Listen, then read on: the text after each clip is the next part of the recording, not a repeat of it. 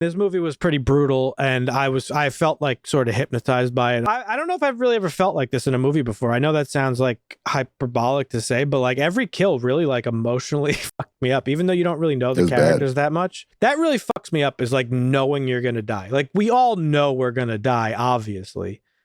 But imagine knowing this is the moment. What the hell are we supposed to use, man? Harsh language?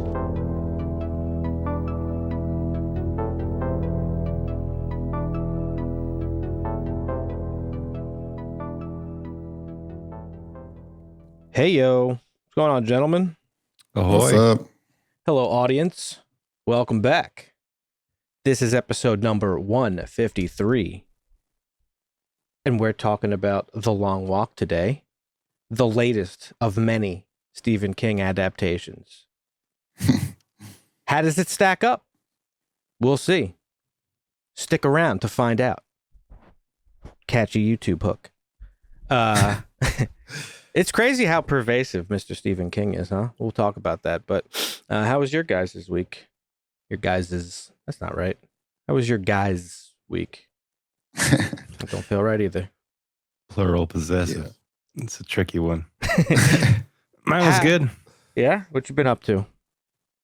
Not a whole lot, really. Just working, Halloween stuff. Soccer. Yeah. Busy with the kids. Did you dress up?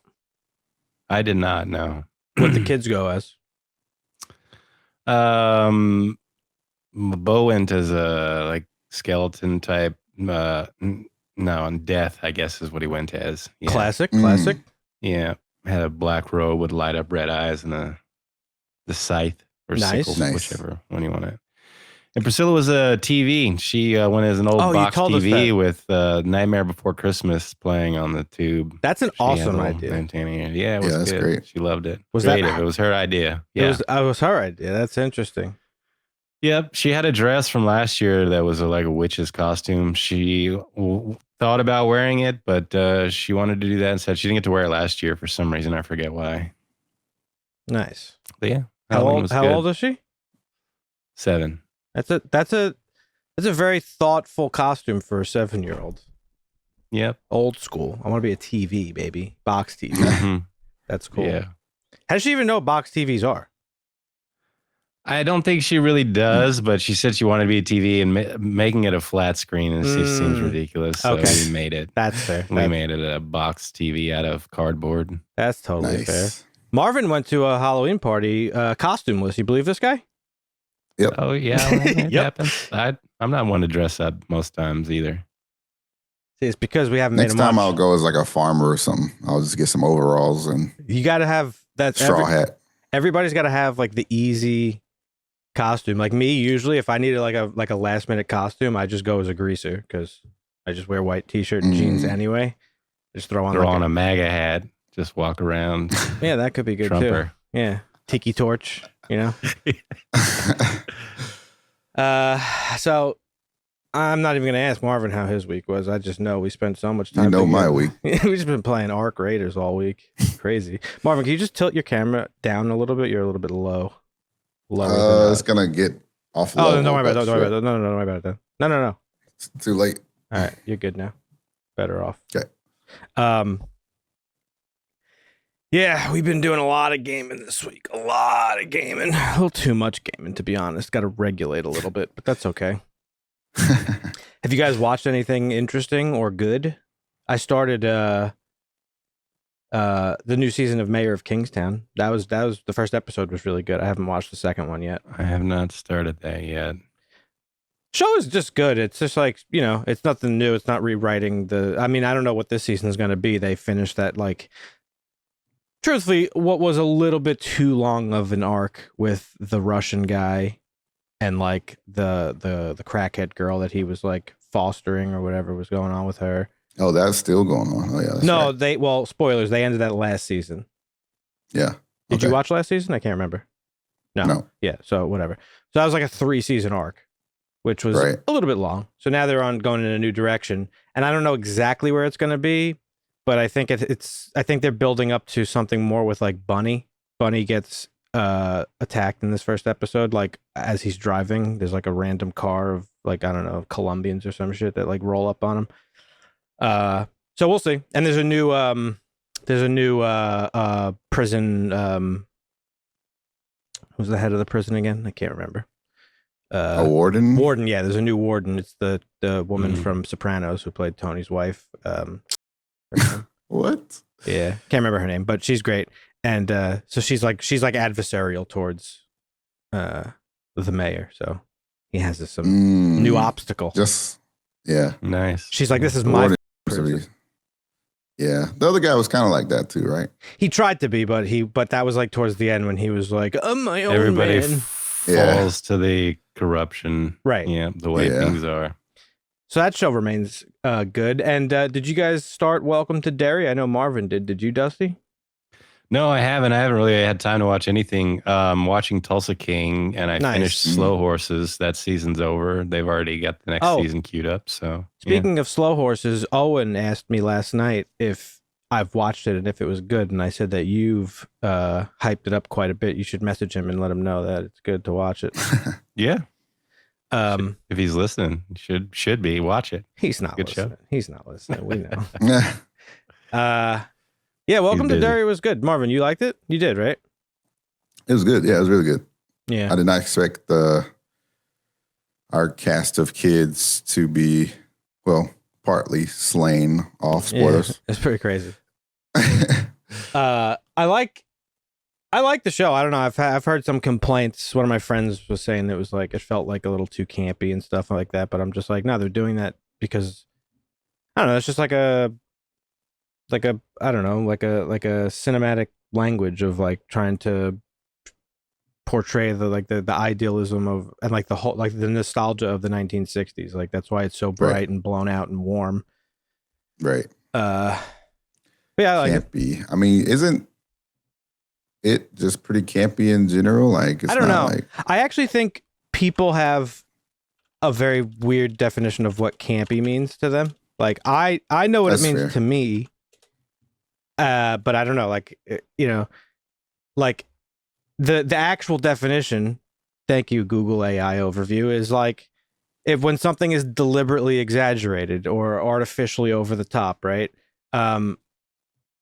And that's how, but I've always like attributed campiness to like the old school, like B horror movies that I've watched where the acting is bad. And like, and that is exactly the definition, right? They're overacting. They're trying to like do too much.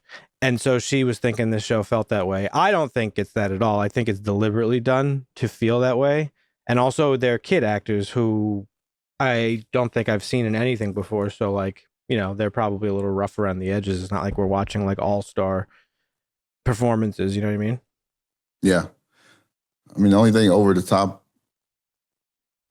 are they referring to like the opening scene? I think just the acting, really. The kids like just kind of overacting. I don't know. I don't agree with that at all. I don't agree with that. It's gotten mostly praise, so I mean, it's definitely. I mean, I think it's like I said, it's just more of the same. It's more of the movies. If you liked the two It movies that came out a couple years ago, then you're gonna like the show.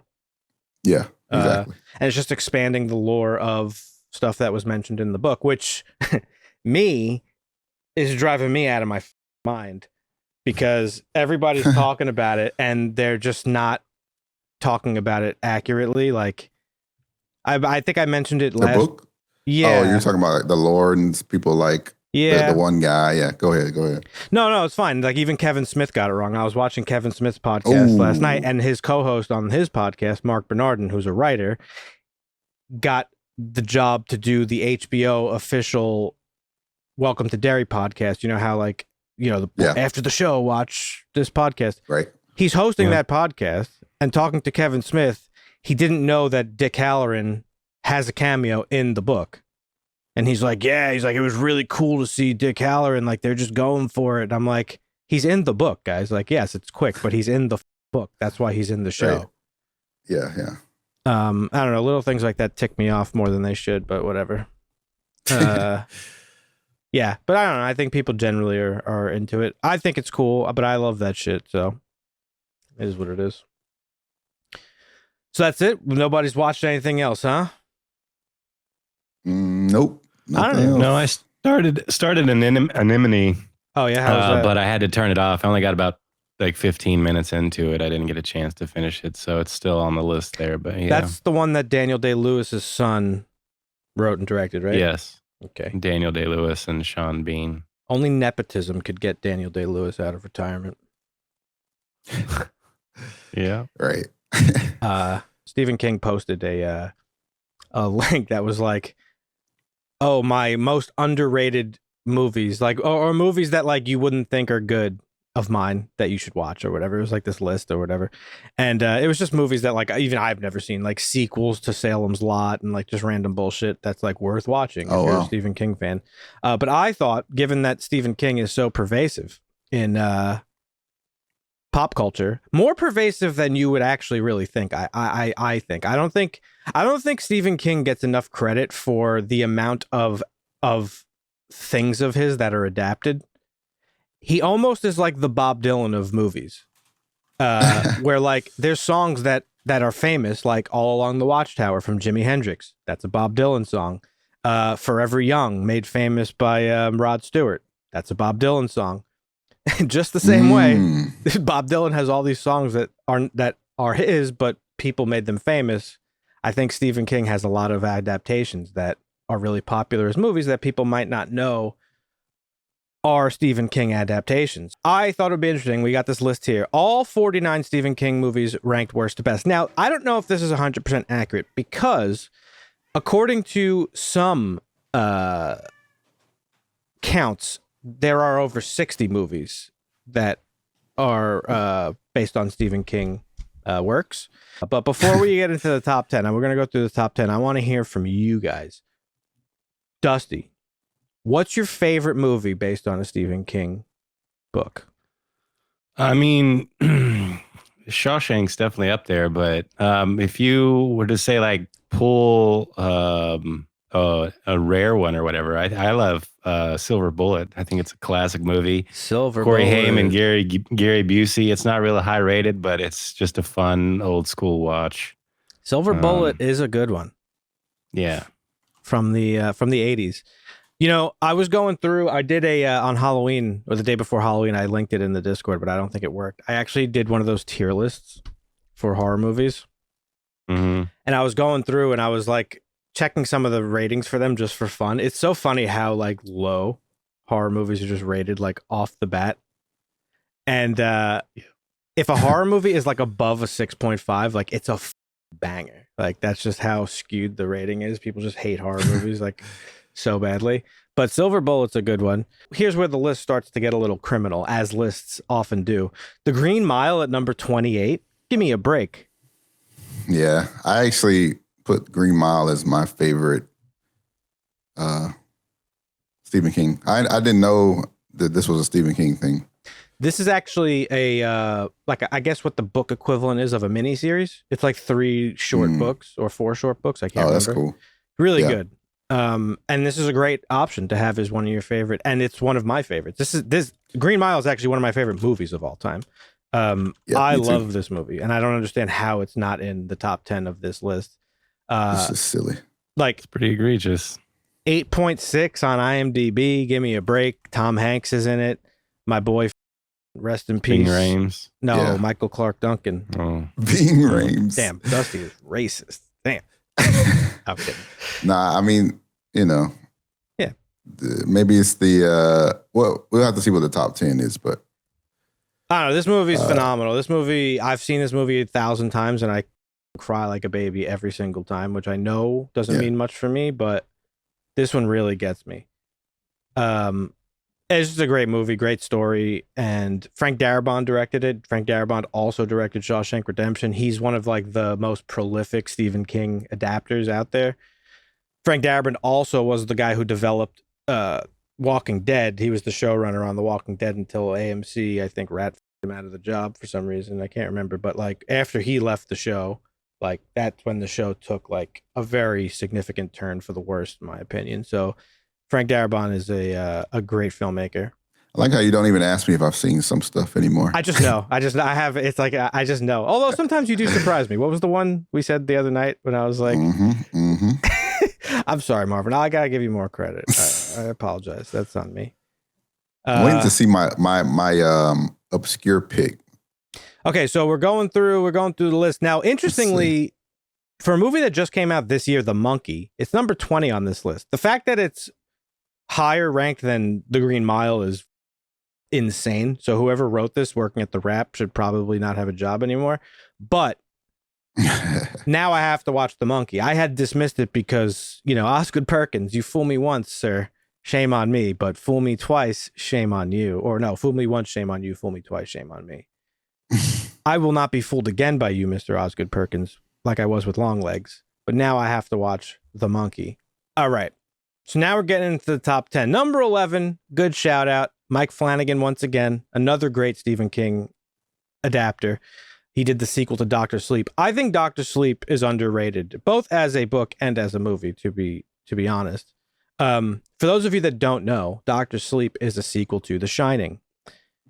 Stephen King famously hates The Shining film. It changed a lot of the stuff from the movie, from the book.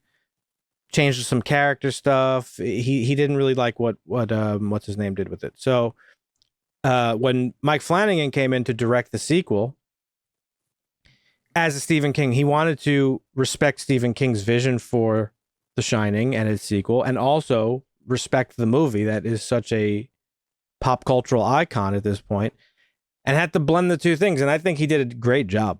So if you're a fan of The Shining, the movie or the book, I would recommend Dr. Sleep very much. So that's number 11 on this list. Honorable mention. Maybe it should be a little bit higher.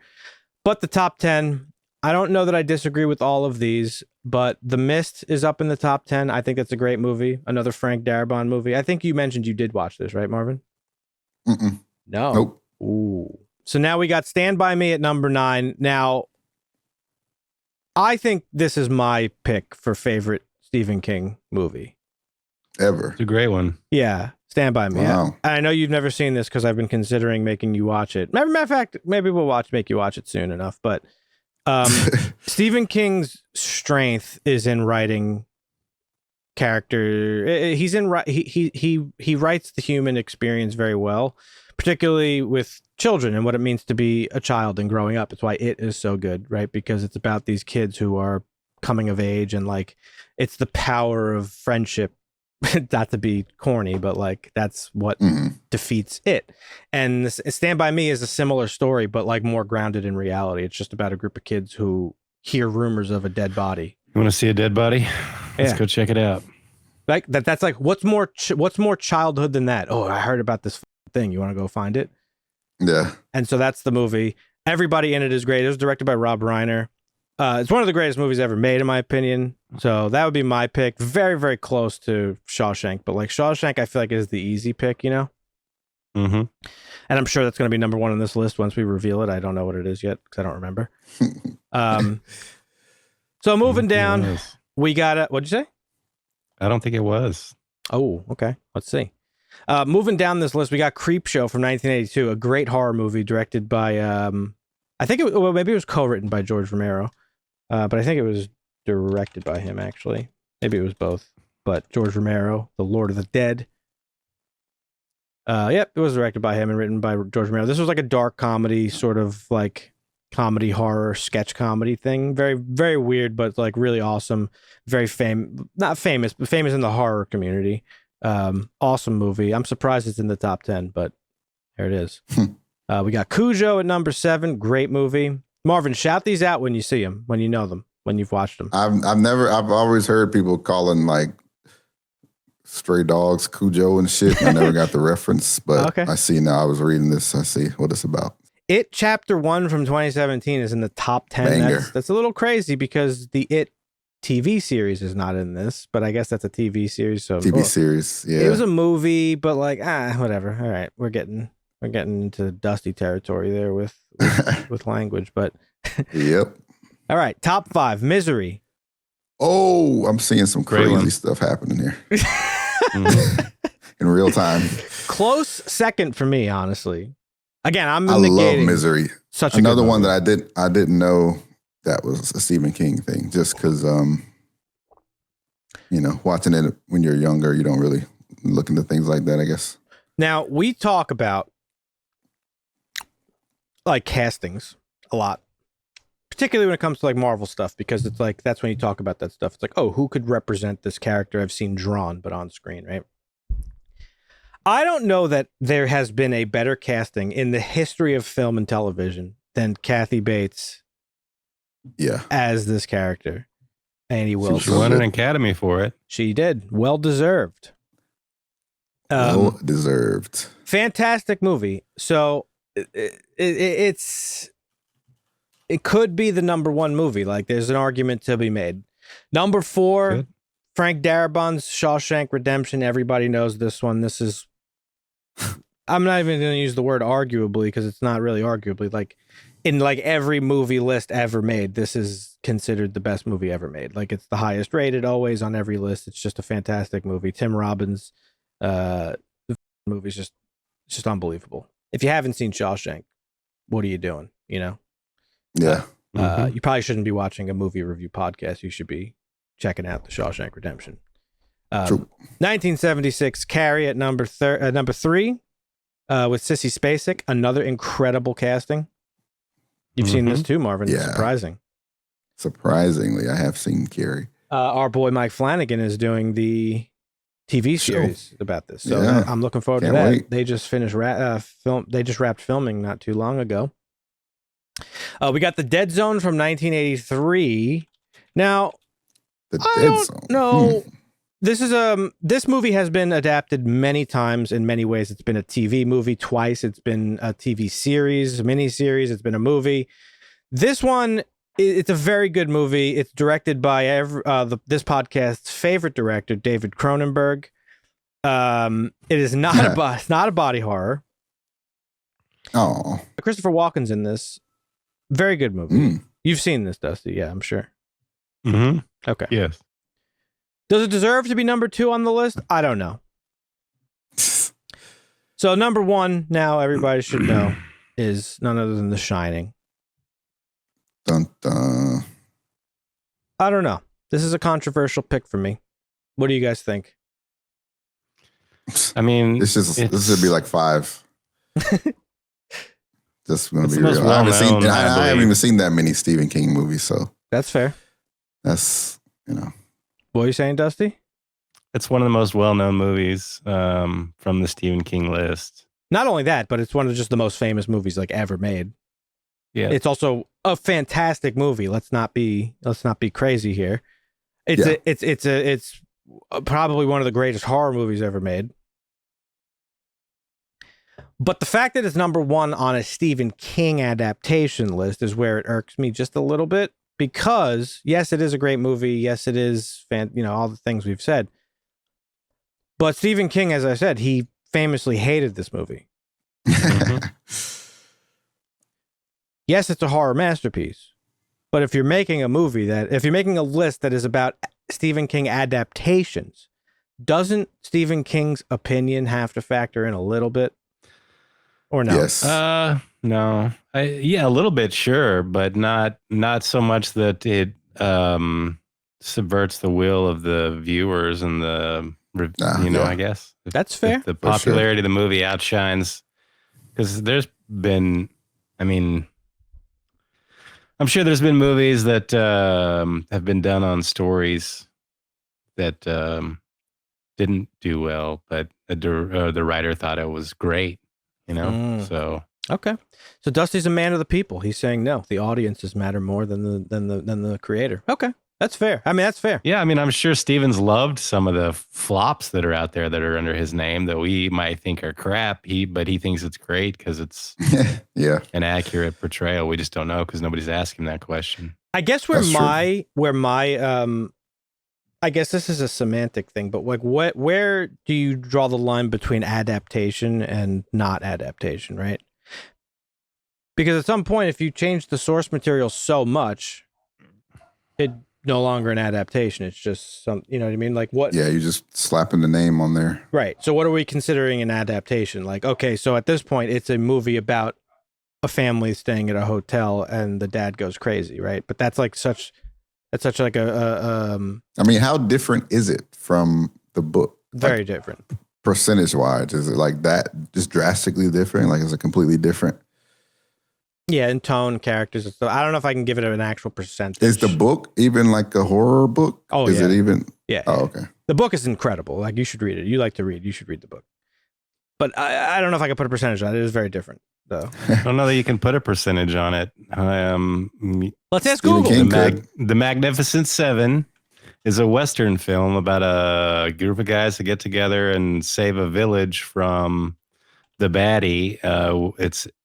It's based on or adapted from a samurai film story. Mm-hmm. So it's very loosely adapted, I guess you could say. Not close at all. And it's still great film, great story. That's a really good point. Depends on the story, I guess. Yeah. I mean, and how it's told. I mean, that is a good point. I don't think that wasn't the point Dan was making, though. He's saying, like, at one point, is it not even an adaptation? When anymore? you change something so much, it's like, in my mind, an adaptation is not necessarily a one-to-one recreation, right? But like, I don't know. Let's take a comic book movie, for example, right? Like, because that's a much easier, I think, way to visualize what I'm trying to say. So, like, The Watchmen, right? Zack Snyder's Watchmen. He decided to do a one-to-one.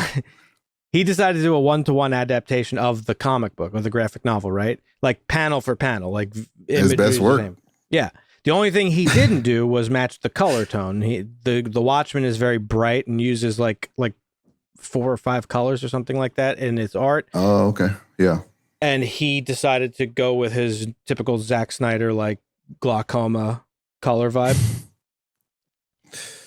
But it was still color vibe. And he changed the ending a little bit. So it's pretty much a very faithful adaptation. Whereas, let's say something like Superman. Perfect example. I wasn't going to go there, but yeah, Man of Steel is not a faithful adaptation of the source material.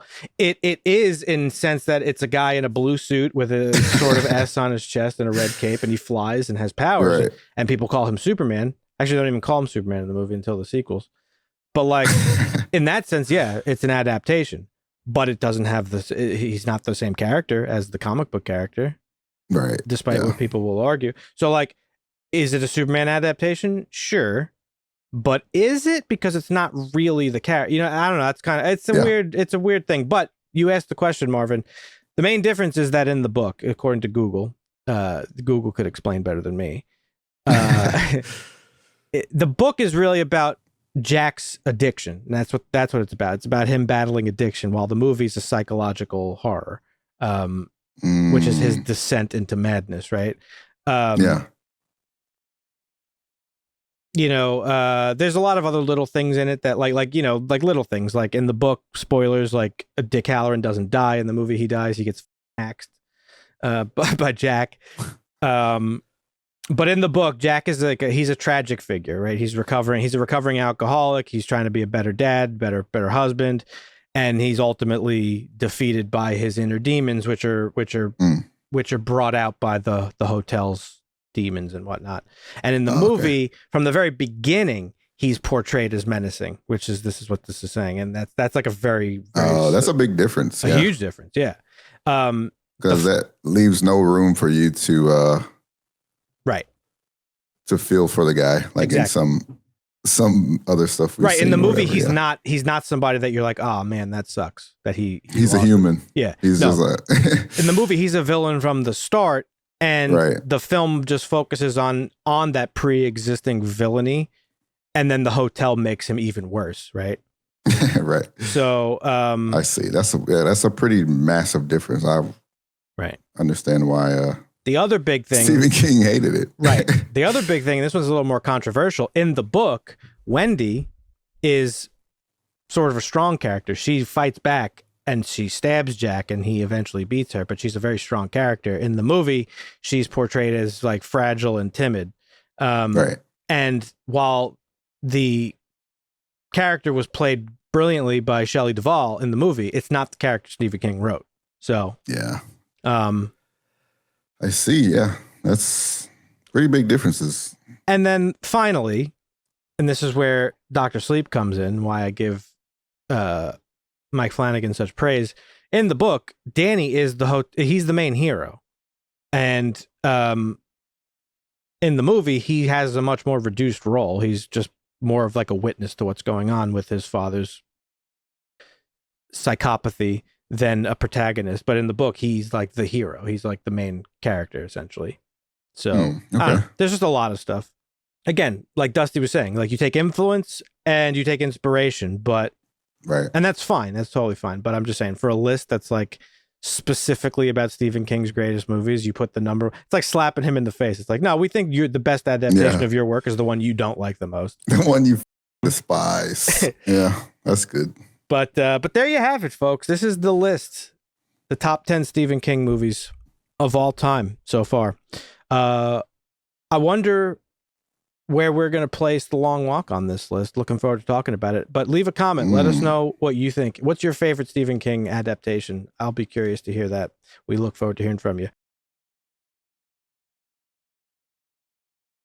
Folks, Dusty used to do video game journalism, and now he does entertainment news for us here on the podcast and for you at home. What do you got for us this week, Dusty? All right. Well, this little video game news, since we were talking about video games earlier, this is an interesting one. Christopher Bergstresser, former vice president of licensing at Konami Digital Entertainment, opened up about the Matrix game that Kojima never made. Apparently, back then, the Wachowskis were big fans of Kojima, so they called about wanting to come in and meet with him. So they did, or apparently that's how the story was told in this article. Before the pitch could happen, Konami higher up Kasumi Kateu shut down the discussions pretty much as soon as they begun, as he wanted Kojima to focus on the Metal Gear Solid series. I think he was working on Metal Gear Solid 2 at the time. And after this story came out, Hideo himself posted on Twitter, I was surprised to see on social media that the Wachowski sisters had offered me a Matrix game project back in '99. In all these 26 years, no one has ever told me such a conversation had taken place. So he didn't At even that know. time, I was already extremely busy with MGS2 and probably couldn't have accepted the offer right away. But if someone had told me, maybe there could have been a way to make it work. So yeah, apparently they wanted to go pitch it to him, and they met with him that day, but they had already met with Kasumi Katau, or however you pronounce their last name.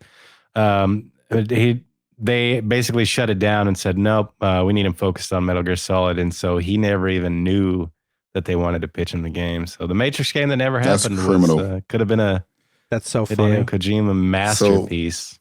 So, yeah, imagine that. There was a great Matrix game on the GameCube. I don't know if you guys were GameCube Wasn't fans, there a Matrix game on PS2 also? There were two Matrix games they made. It might have been the same. You might be right, Marvin.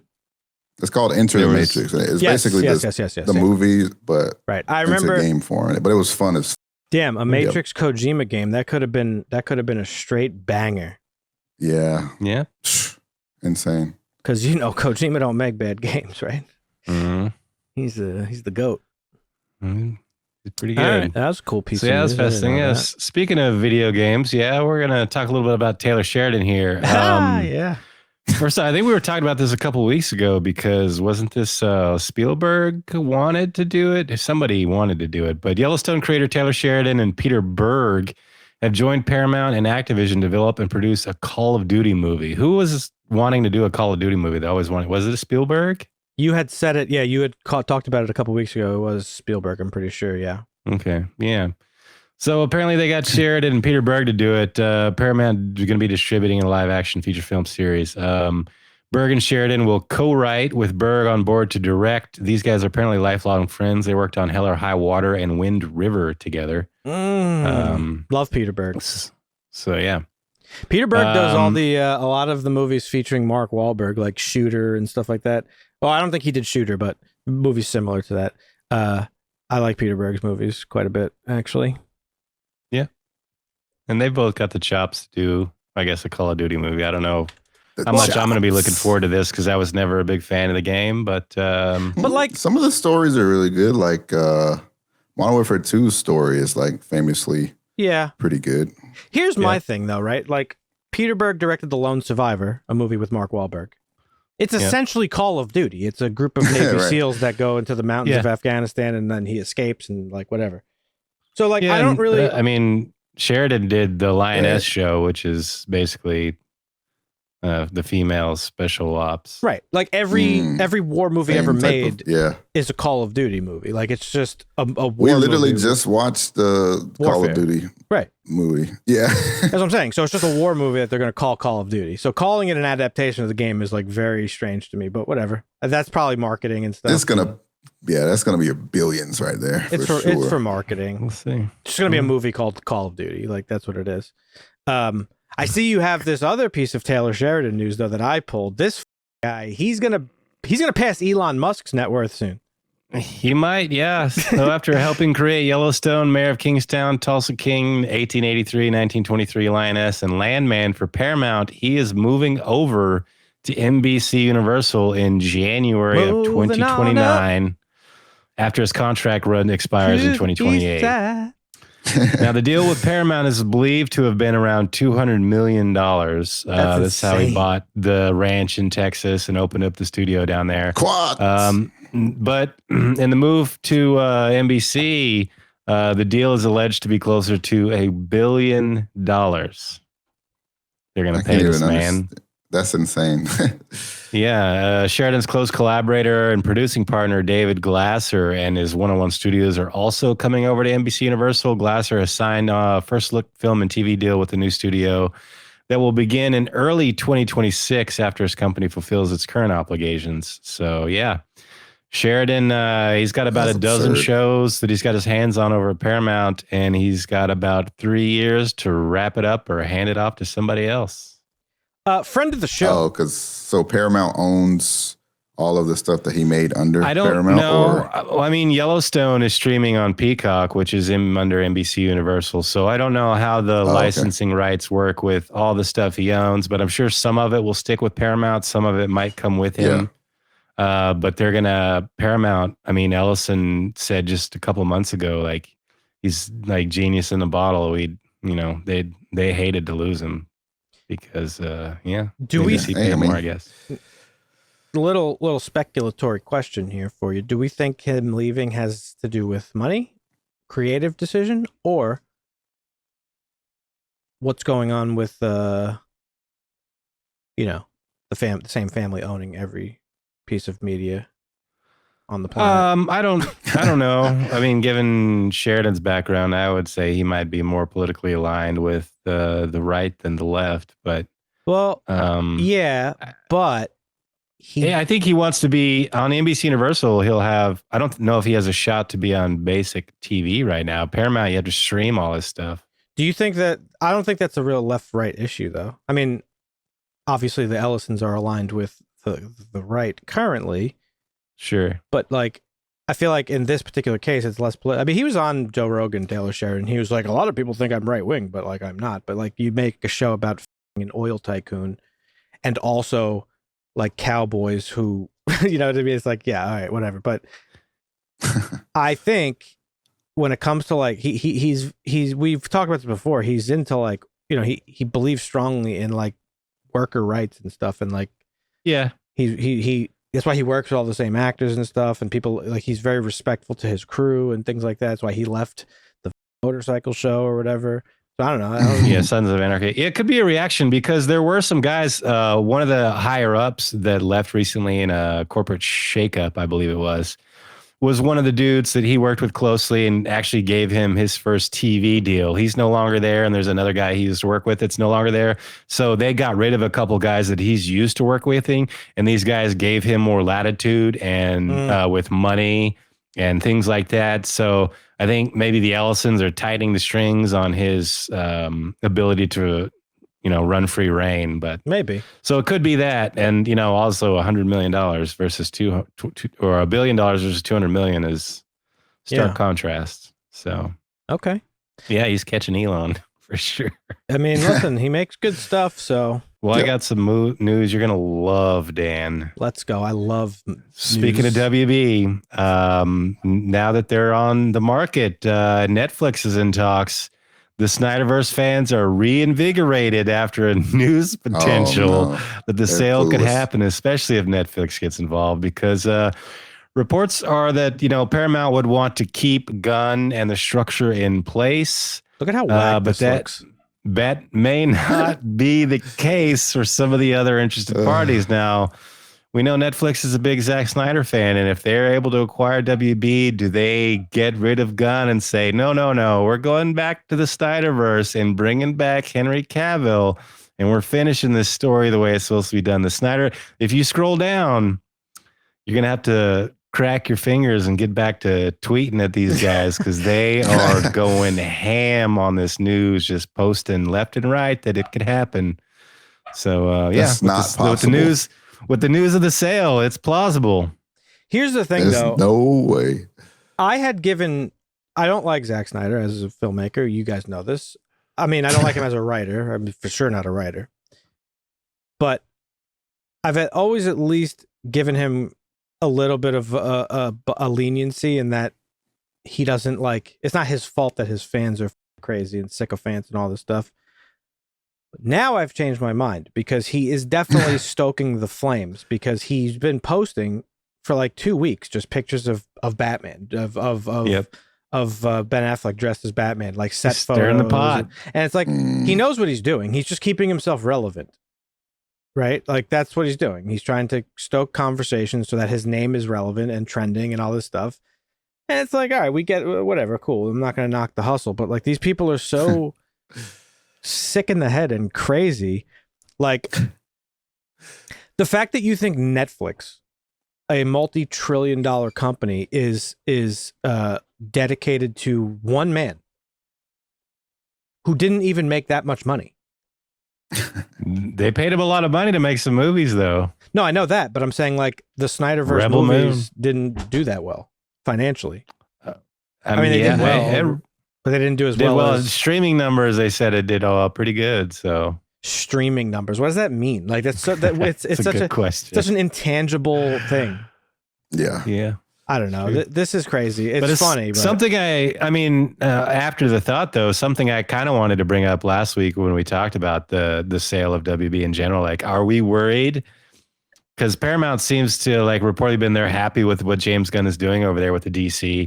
But are we worried if somebody else picks it up that they're not happy and we just have to go through this all over again with somebody else? Is there a concern?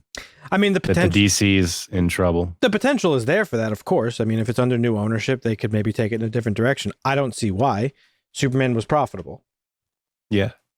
So, if you're a company buying, some people might look at it that as not being a $1 billion movie, it's a failure. That it should be a $1 billion movie, automatic. I don't think anything is going to be a $1 billion movie again. I don't know. I have a feeling. Avengers, whatever the next one is going to be a flop. Financially. Okay. I don't think it's going to be the same profit that Endgame was or Infinity War. I think people are kind of over it, personally. I think we'll still have $1 billion movie, but I agree with you that there'll probably be fewer and farther between. Yeah. Although, I mean, with the way inflation goes and the population growth and everything else, it's going to be easier to hit the $1 billion mark. So, yeah, I guess, the potential is always there for a new ownership to come in and be like, yeah, we don't want to do this. But it just that doesn't make sense to me from a business perspective. It's more taxing on the product to constantly have all this upheaval and stuff. And I mean, James Gunn makes money. I don't think they're going to come in and be like, James Gunn, these guys want. These Snyder psychopaths, they think that Netflix is this is all a big plot. Netflix is dedicated to Snyder. They're buying Warner Brothers specifically to bring back the Snyder-verse. Yes, Netflix wants the Snyder-verse back. It's do you have any idea how insane you sound? Netflix just wants property. They don't care about who's making the thing. You need help. If you think it's going to be funny seeing these tweets until the sale is finalized. It's going to be fun seeing these tweets. So that's why Snyder has been posting all these Batfleck photos. Yeah, he's posting breadcrumbs because he knows Netflix is going to buy it and bring it back. He's in the know, dude. He's been in the back rooms. This is all a big plot. This is literally MAGA shit. This is the same type of thinking. This is QAnon, but for comic book movies. It's actually crazy. Right. It's sick. Yeah, it is. You need help. You need to go to therapy. Sick. It really is. No, it's sick. Like, get help. All right, what's your last piece of news here, Dusty?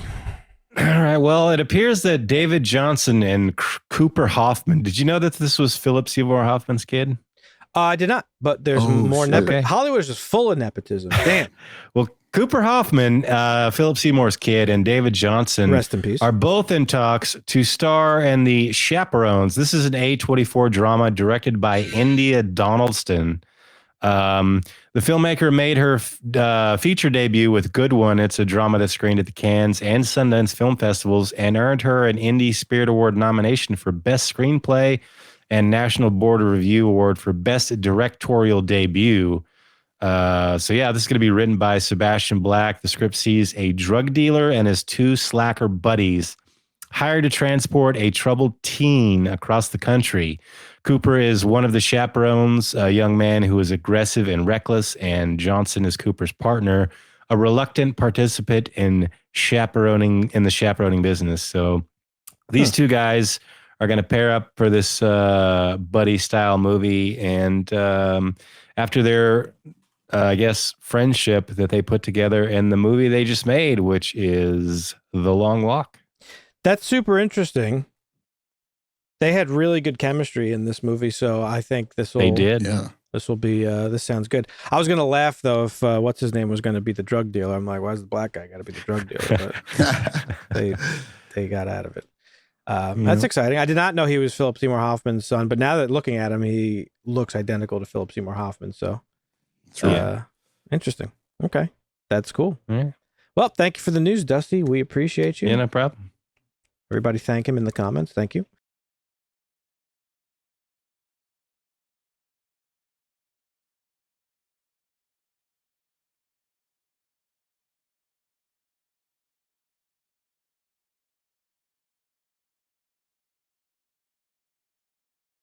Let's get into this week's movie, and that is the latest Stephen King adaptation, The Long Walk.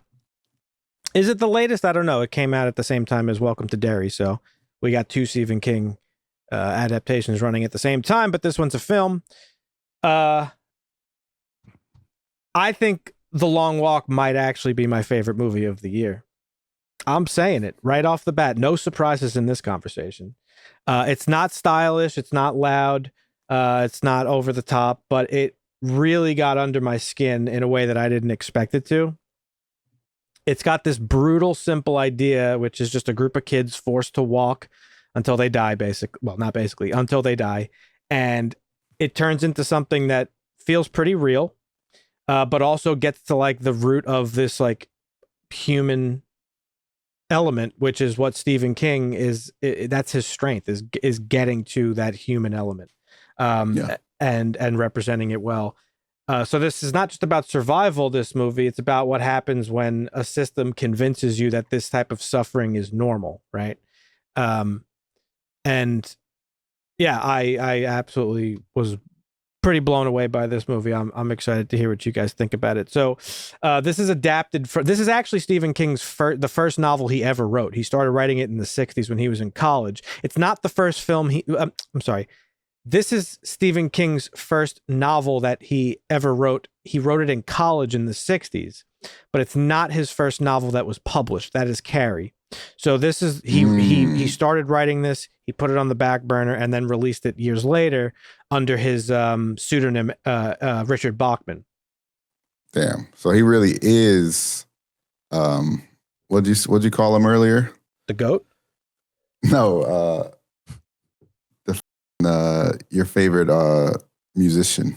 Bob Dylan, yeah. He really is Bob Dylan, because for this to be his first work that's some Bob Dylan shit, like literally, like just through crazy. and through. Yep. I mean, Stephen King is the GOAT. He is unbelievably creative. I think the only listen, there's a lot of very talented writers, but There's a lot, There's a lot of goats. His creativity, that shouldn't be possible. his creativity is just boundless, and it always blows me away. I think the only other writer that I've ever been equally as blown away by in terms of creativity is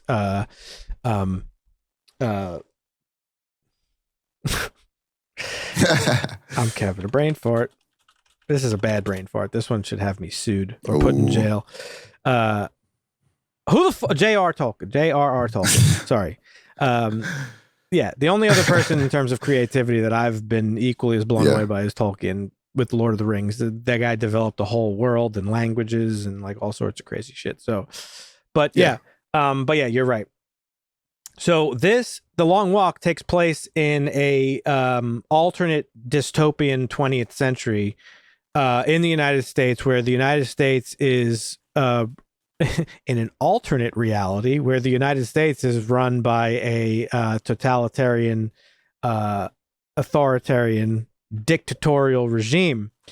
After a war, a nondescript war, and the country, potentially the world, but you don't really know, but at least the country is in just ruins. It is in an economic disaster.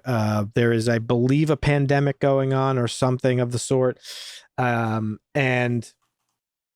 the government runs this contest where 100 boys are forced to walk until one survives. The movie makes it 50, one from each state is chosen.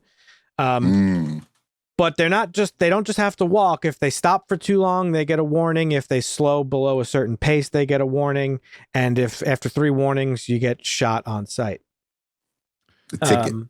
You get your ticket The changes in the story were because of the budget, is what I read. Because they were, I think it's only a $20 million budget. They kept it pretty low, but they didn't have any crowds towards the end, and like they usually do or throughout, and they cut the number of walkers in half. That was part of the budget constraints they had that I saw. I think it was fine. It makes sense too. That's one person from each state, you know. 1%, yeah. In the book, what Dusty's talking about, this was a complaint I had read. A lot of people saying that one of the big focuses of the book is, of course, how this type of violence is not only normalized in the country, but celebrated. And they are followed by crowds, and the crowds specifically want to watch them get murdered. Like, that's like the whole draw of it. So a big part of the book is about that, and you see a little bit of it, but I can understand why people would be a little bit perturbed by that change, but I didn't bump into that at all.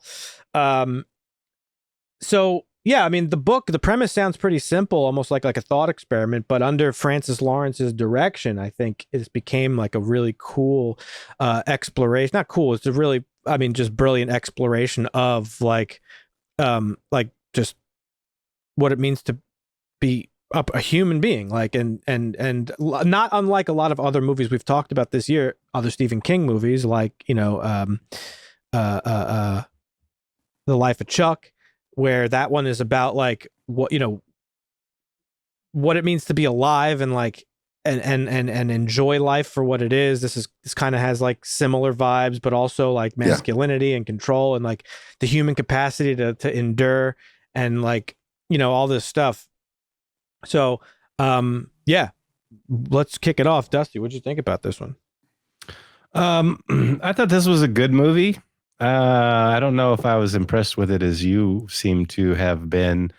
This is not an original story. It is something that's been done before. You're trying to bring out the humanity in an individual and some sort of oppressive state or situation. And in that sense, I think the story is very well told and it's very well acted, but it's nothing like original. Like if you've seen a movie like this before, you've seen them all. They're all a little bit different, but I thought it was really well done. Just didn't like blow my socks off, I guess. Okay, Marvin? Yeah. So I read the synopsis of this movie and I was pretty much instantly hooked just because I'm a big fan of like the Hunger Games, Squid Games genre or whatever, right? So, and this kind of fits into this if you're just reading the synopsis. I'd say so. Yeah. But Same I mean, director. what sets this apart for me is the themes within the movie. Like obviously brotherhood is like a big one. Yep. The system pitting us against each other, like the rat race, right? I thought this was an amazing movie. I'm right there with you. I think, Dan, I can see why this is your favorite of the year. I don't cry often, but this one actually had me shedding real tears throughout on the second half. Yeah. And I can't believe I always thought Stephen King was just a horror guy. I feel like that's how the media kind of portrays him.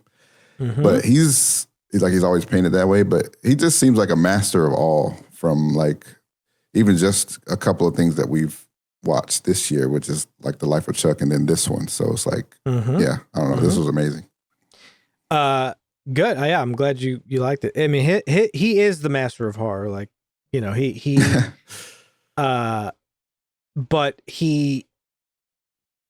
like I said, what his strength really is writing the human element, like what it means to be human, whether it's children or adults or whatever. Like he has a brilliant lock on that notion.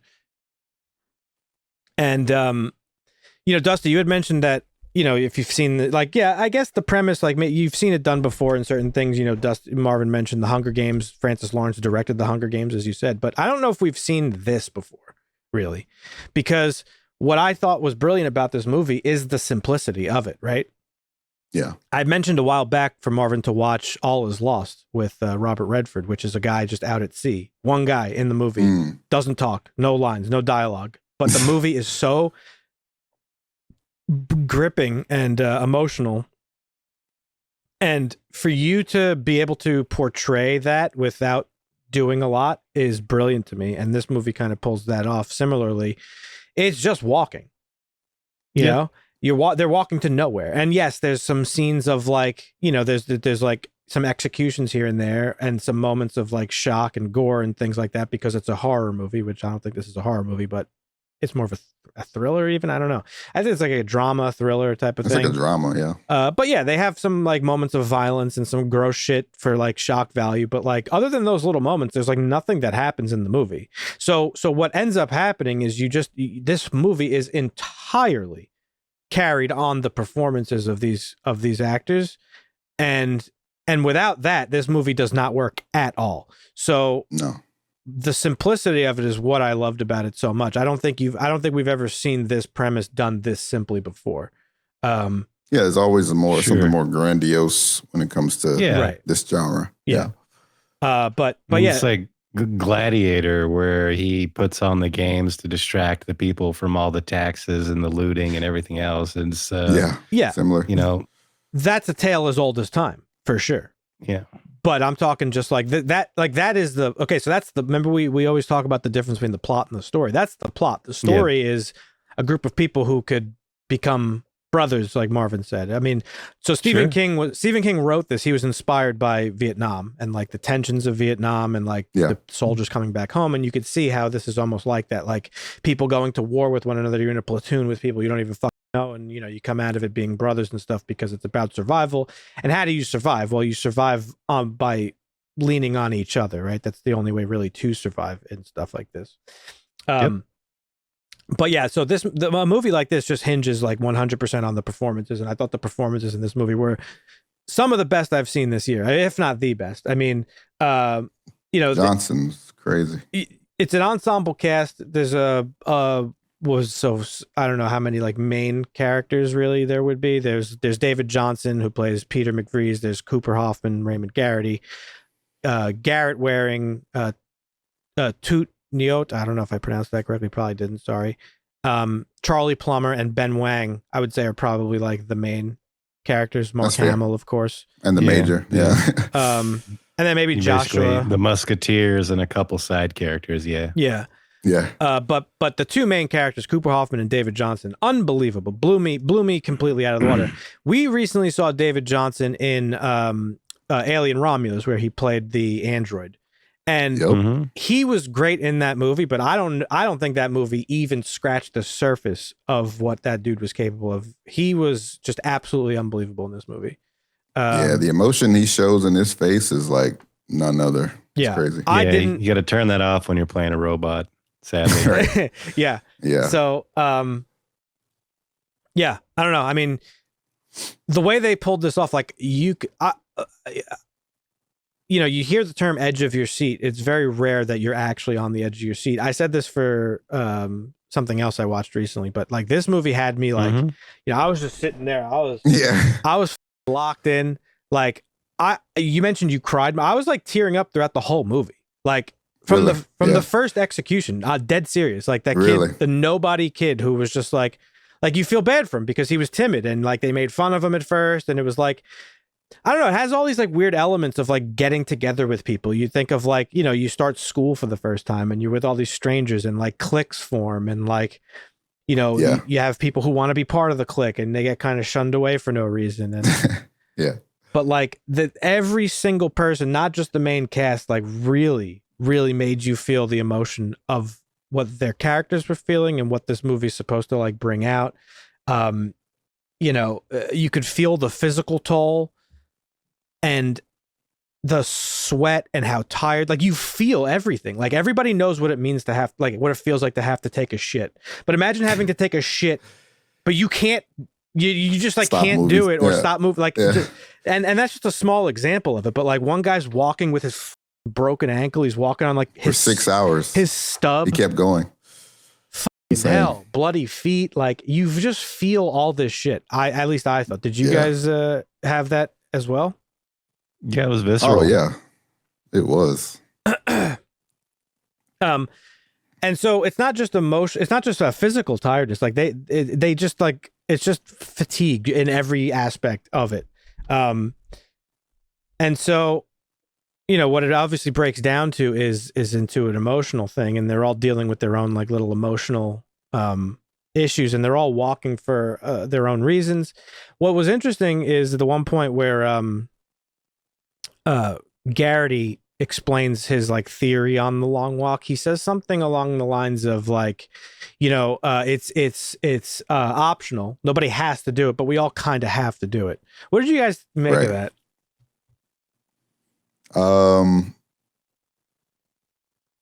Yeah, it's like technically you don't have to work, right? But you mean you have to work. Like you can't if you want to actually live and survive in this world that we're in, you have to.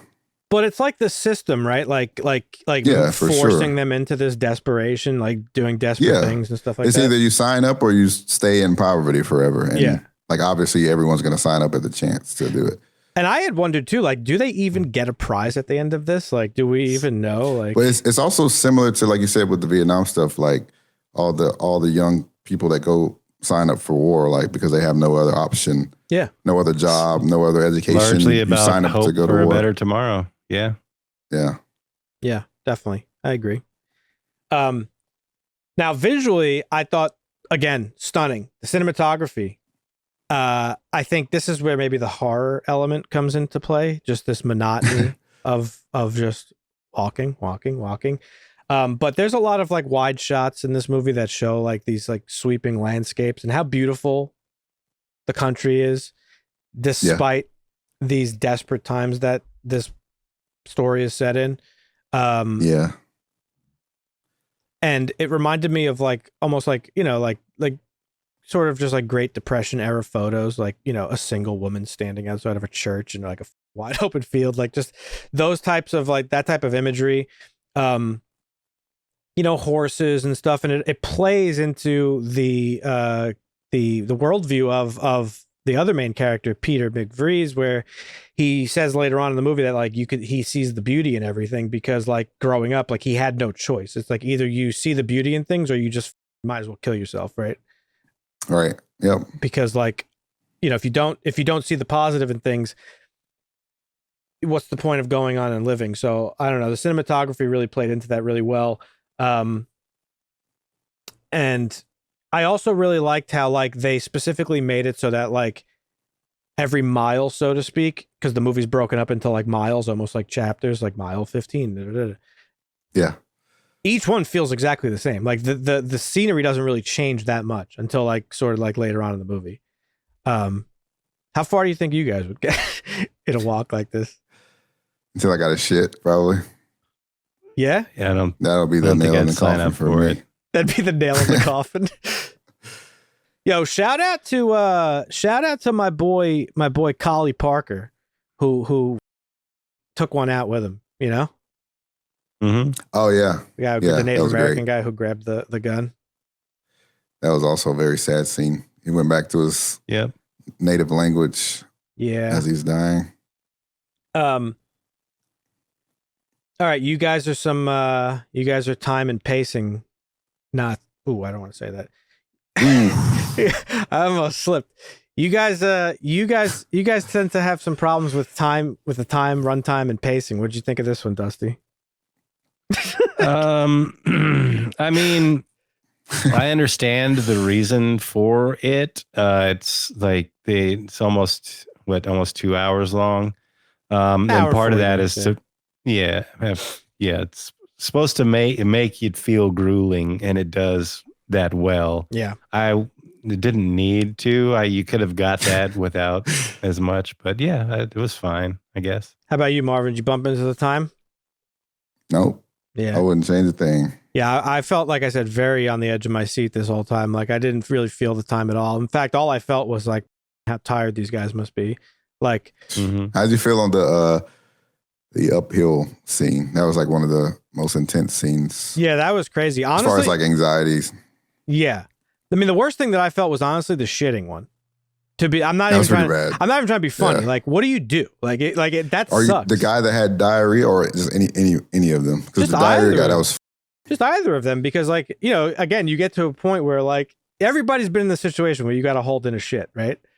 Yeah. But like, imagine being to the point where you just can't, and it's like you literally just can't. Yeah. I mean, you know, you just got to shit. Sometimes you just got to shit on your legs. That's crazy. I mean, yeah, you got to do what you got to do. But like, I'd be dead probably within the first, like, I don't know, a couple hours. Like, I can't. I'm not gonna keep going. Like I wouldn't even sign up for it. Yeah, I would just live in poverty. Just live out in the woods. You're built different though. And we also don't. That's another thing that's cool about this too. Is you don't really know what life is like outside. You just think it's like, oh, it's a depression. Like, but we don't really know what goes on. Right? We get a flashback where like the hit squad comes and kills his dad for trying to teach him about the old ways, as they say. Right. History about like Nietzsche and other philosophers and stuff like that. And so we don't really know how bad life is like in this this totalitarian version of America. Yeah, we don't really know. Right. I like how the character was aware. Ray was aware of how up the walk was, like basically instantly, and he kind of explained it to the rest of the crew. I was glad they weren't just kind of ignoring it, or like no one's criticizing what's going on. Like, it was very clear. Yeah, that's the super interesting thing. Is like they all know like this is fucked up. This is fucked up, but like, hey, what else are we gonna do? I mean, that's kind of how it is in real life too. Like, okay, the capitalism, this whole system we're in is fucked up, but what are we gonna do? And the question is like, okay, well, it's not a question. It's actually crazy to kind of think about. If you're willingly signing up for this, not only this physical and emotional torture and torment, but ultimately to be killed, right? It's either you win or die, right? Yep. If this is the better option than just living normally and not doing this, imagine how bad life actually is, right? If this is the better option. So, I don't know, it makes you think about a lot of stuff like going on in the outside world, outside of what's happening here, right? Yeah, I mean, again, it's similar to like signing up for the army, because you're enlisting before your brains even develop. So, like, a lot of them were like, "Oh yeah, this is gonna be cool. We're going for a walk," and then as it goes on, they're like, "Oh, we're all gonna die." This is like, bad because they were all cheery and like, you know, friendly and easygoing. We're just going for a walk and the first person dies, and then it gets serious, and it's like, oh fuck. Yeah. Now I want to go home. Not all that dissimilar from like the people who signed up for the military right after 9/11 versus the people who signed up for the military 20 years later when we're still in Iraq. Those are two different types of people that have been conditioned to think about it differently. Yeah. And that's where I think the horror of this movie actually lies. You just nailed it, Dusty. About halfway through, the movie hits you. This isn't really about the choice that they had to take the walk. It's about the conditioning that led them to this, right? These kids have been raised to believe that this, some of them anyway, and that's why what Marvin said, the main character stands out, right? Is that most of these kids were raised to believe that this is like an honor, it's a chance at glory, and that's what the major is kind of saying the whole time. He's like, you're gonna change America, we're gonna be back, and like they're conditioned to believe this. The longer it goes, the more you see how like deeply that lie runs. It's quite evident from the beginning, like because we have brains and we're not conditioned to believe that. But like, I mean, violence is pretty celebrated in our real life, right? You know, that doesn't mean like you can't play violent video games and watch violent movies. That's not a celebration of it. That's more of like I don't know. That argument's kind of stupid, but like we do celebrate violence in a way, in a lot of ways. It's necessary for survival. So yeah. And then that whole productivity thing was interesting about like, oh, every time we do this, productivity goes up. Right. You know, it spikes afterwards. Yeah. Kind of reminded me of like the Purge, how they have the Purge and then crime stays down the rest of the year. It's like, yeah, we're like, is it better though? Because we're letting people kill people on one day versus having crime. Like, right. And we're sacrificing all these kids for higher productivity for the, like, is that better? Which isn't even the case though, really, because they're actually destroying themselves and cheering on each other's deaths. Cause that's really what they're doing. Yeah. In the beginning, they're doing it for other people's entertainment. Like people want to watch this. That's why a lot of people were annoyed that they changed that from the book, I guess, due to budgetary constraints. But like the book really focuses on that element of like, this is entertainment for people. Like, oh, we want to watch people die. Like we want to watch people, and you know the kid says it in towards the end. He's like, everybody's going to come out. There's going to be crowds because they want to watch the major do the last kill. Like that's part of the fun of it. It's like wrestling. The Running Man, it's like wrestling. The video game movie that what's his name was in. Just putting people in competitions and letting people watch people die. Yeah, right. And I think what is great about the story is that these two characters now, or not these two, but all of them ultimately defy what this competition is meant to do, right? Which is like get these kids to like cheer on each other's deaths and stuff. They stand in direct contrast to that because they're trying to like help each other. Right. And ultimately everybody comes around to that. Even the shitty guy who's like the villain who ends up stabbing himself in the neck. Like he did that because he like felt bad that he got another kid killed. Like he came out as a tough guy, but like you see how everybody changes and crumbles under this situation. Yeah. But ultimately, I mean, this movie was pretty brutal, and I felt like sort of hypnotized by it a little bit because like I don't know if I've really ever felt like this in a movie before. I know that sounds like hyperbolic to say, but like every kill really like emotionally me up, even though you don't really know the characters that much.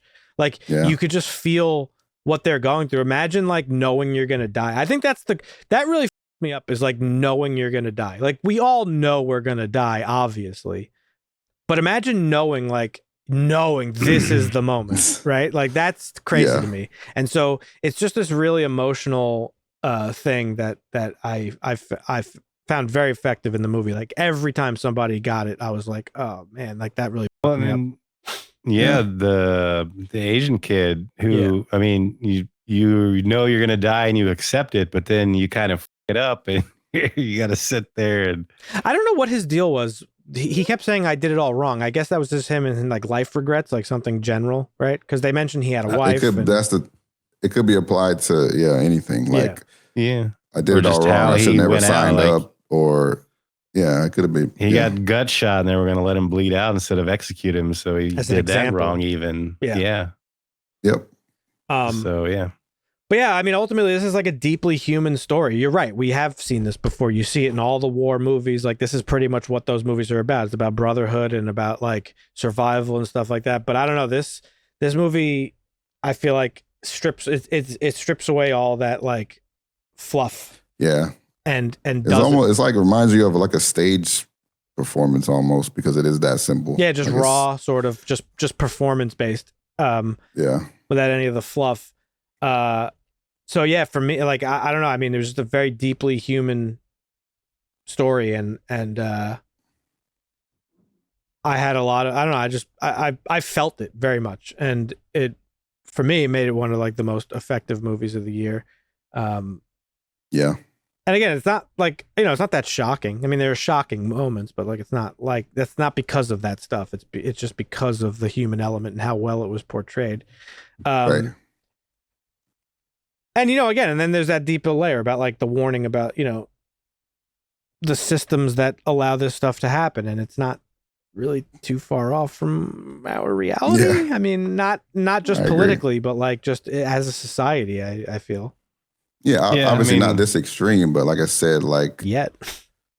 I mean, like, again, really, because every state becomes corrupt because humans are inherently fallible and greedy and all those things. And every state that has ever been built has crumbled and fallen. It could be the Roman Empire, the Nazi Empire, the American Empire.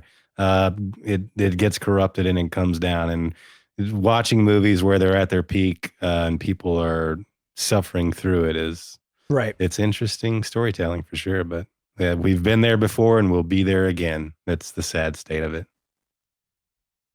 Hot fire from Dusty right there. Facts. But yeah, I don't know. This is a film I think is going to linger for me. I'm going to be thinking about this one for a while. I'm definitely going to rewatch it. We saw a lot of good movies this year. Like this was a good year for movies. And I thought for sure like, oh man, Sinners, that's it. I'm not going to see something better than Sinners. And then, what was the other movie that I said I think I like better than Sinners? Do you guys remember? We watched it recently. It was recent. Yeah, I don't remember. Is Life of Chuck a 2025 or 2024 film? Life of Chuck was 2024. No, Life of Chuck was 2025. Okay. Oh, Which I also really liked, but there was one in particular that we watched recently where I was like, I think I like this better than Sinners, and you guys were like, "Whoa, fuck!" What was it?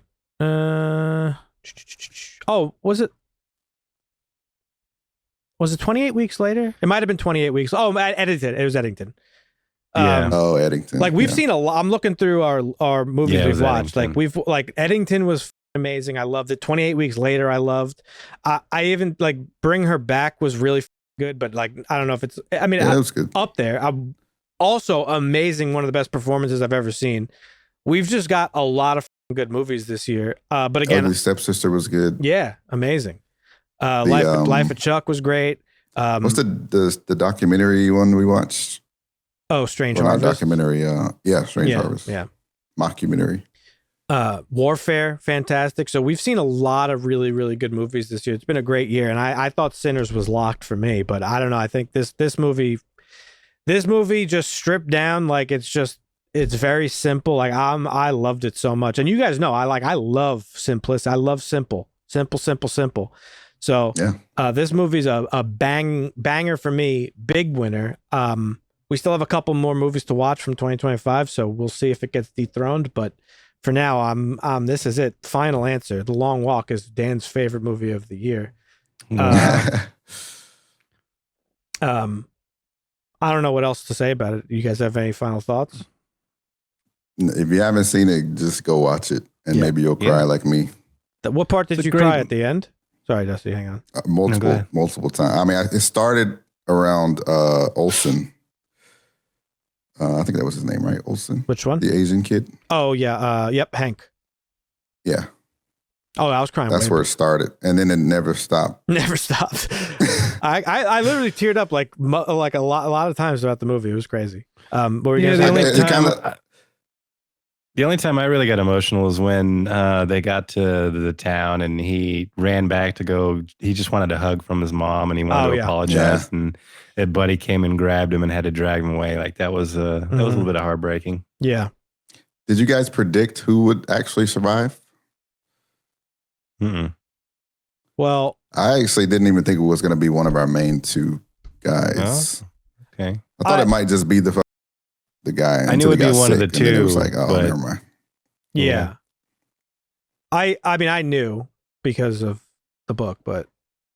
Well, sure. And so the ending is a little bit different from the book, just to say. So the ending's kind of vague because the ending, I mean, you don't really get to see whether there's any consequence of anything because he just turns and walks away into emptiness. Yeah. Well, that's like there's not even anybody standing around anymore. There's nothing. Yeah. He's just. Well, that's implied that he was killed immediately after killing the major, because he says earlier in the movie, like, I've been walking my whole life, like, so he just kept walking into nothingness. But yeah, in the book, he kind of just walks into like delirium and madness. Like he wins, but like he's just completely shot from the thing. And so that's like the fun. That's worse. That's like the ultimate. That it's a very bleak book. Yes, there's the element of like brotherhood and stuff like that, but like it's very bleak in the end because it's like there really is no prize. You're never recovering from this physically. You're not going to recover from this emotionally. The money you're never going to get. Like it's over for you. So that's really the ultimate horror of this is the bleakness of it. But yeah. But absolutely fantastic. I've heard nothing but hype about it. I've heard there are some people that are like, this movie's about nothing. But those people have low IQs and took longer to finish tests when they were growing up. But I think this movie's underrated, honestly. For the amount of praise that I heard about it, it's underrated. It's got a 6.9 on IMDb. Like, this is a 10 for me, baby. Easy 10. I think this might be the easiest 10 I've ever heard. I've seen. Okay. Dusty? I'll give it an 8. Okay. Yeah, it's pretty good. I like Life of Chuck better as far as like Stephen King adaptations go. I thought it was not, I guess probably because not as bleak of a story. Yeah, Life of Chuck is definitely more on the hopeful side of it. Yeah. It takes that like, you're going to die, but like make the best of it type of thing. Yeah. Still a good story, good adaptation.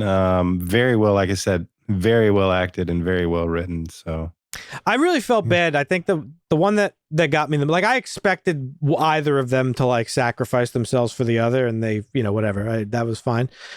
The one that really got me though was the kid in the beginning, like this guy right here. Like I don't know, like we didn't even know who he was, but like even still, he was just like he was the one who was like scared, right? And I just from the way they framed him from the beginning of like.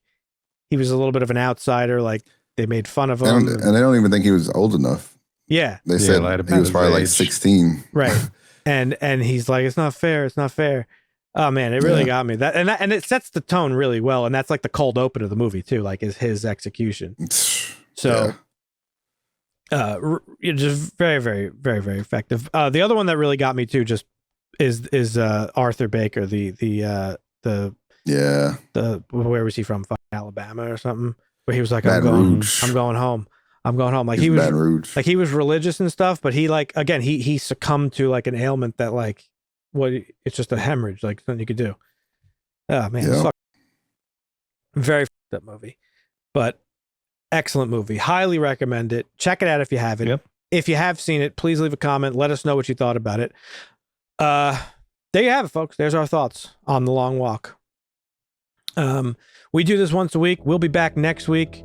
Our schedule isn't finalized yet, but you could find it over on our Discord.